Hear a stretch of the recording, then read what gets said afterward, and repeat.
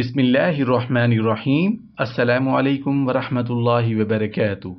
حق مہر کب واجب ہوتا ہے؟ عورت کے لیے کامل مہر ان صورتوں میں ثابت ہوتا ہے کہ زوجین کو خلوت حاصل ہو جائے، یا جماع یا ہم بستری ہو، یا وفات ہو جائے۔ اگر کسی کا کسی عورت سے عقد نکاح ہو گیا ہو اور پھر انہیں لوگوں سے علیحدہ خلوت بھی میسر آ گئی ہو اور پھر خواہ وہ طلاق ہی دے دیں تو اسے حق مہر پورا ادا کرنا ہوگا۔ اس طرح باقی کی دو صورتیں ہیں۔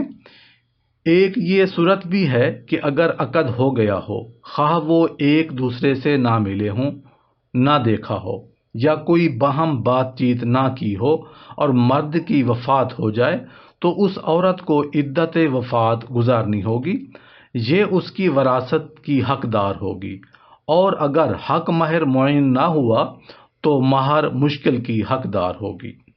ممکن ہے کہ کچھ لوگ اس پر ناک بھوں چڑھائیں اور کہیں کہ یہ کیسے اور کیوں کر ہو سکتا ہے کہ ان کا آپس میں کوئی ملاپ نہیں ہوا یا ایک دوسرے کو دیکھا تک نہیں۔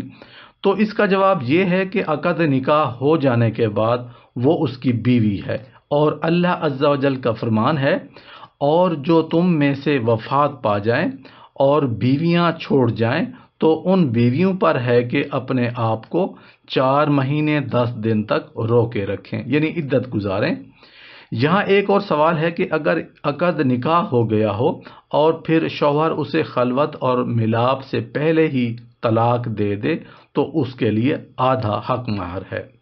اگر بوقت عقد مقرر کیا گیا ہو، ورنہ اگر مقرر نہ ہو تو اس کے لیے وہ عدت موئی نہیں، متع ہے، یعنی کم از کم ایک جوڑا کپڑے۔ اللہ تعالیٰ کا فرمان ہے، اے ایمان والو، جب تم مومن عورتوں سے نکاح کرو اور پھر مساس سے پہلے انہیں طلاق دے دو تو تمہارے لیے ان کے ذمے کوئی عدت نہیں جو وہ گزاریں، اور فرمایا، اور اگر تم انہیں مساس سے پہلے ہی طلاق دے دو اور حق مہر مقرر کر چکے ہو تو اس کا آدھا ادا کرنا ہے جو تم نے اس کے لیے مقرر کیا ہو۔ ہاں، اگر وہ عورتیں معاف کر دیں یا وہ شخص معاف کر دے جس کے ہاتھ میں اس کی گرہ ہے۔ کیا یتیم لڑکی کا نکاح اس کی اجازت کے بغیر کیا جا سکتا ہے؟ یتیم لڑکی کا نکاح اس کا بھائی اس کی اجازت کے بغیر نہیں کر سکتا۔ بیوہ یا مطلقہ کی اجازت اس طرح ہوتی ہے کہ وہ اپنی زبان سے بول کر رضامندی کا اظہار کرے، لیکن کنواری کی اجازت اس طرح ہوتی ہے کہ وہ خاموش رہے یا نہیں نہ کہے، اور اگر اس کی ماں، خالہ یا بہن موجود ہوں اور وہ اس کی طرف سے اس کے اپنے بولنے سے پہلے ہی کہہ دیں کہ یہ راضی ہے تو اس کی رضامندی کی اجازت لینے کی ضرورت نہیں ہے۔ ہاں، اگر اندیشہ ہو کہ اس کے بھائی یا اس کے ولی نے اس پر جبر کرنا چاہا تو اس صورت میں اس کی رضامندی کی شہادت لینی ضروری ہوگی۔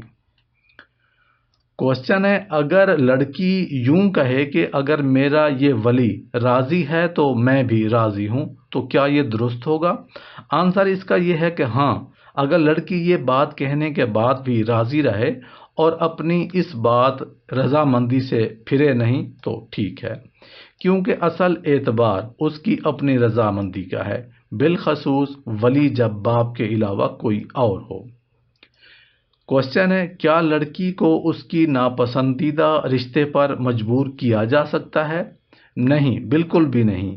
لڑکی کو اس کا ماں باپ یا ماں بھی اس کے ناپسندیدہ رشتے پر مجبور نہیں کر سکتے، خواہ انہیں اس کا دین پسند ہی کیوں نہ ہو۔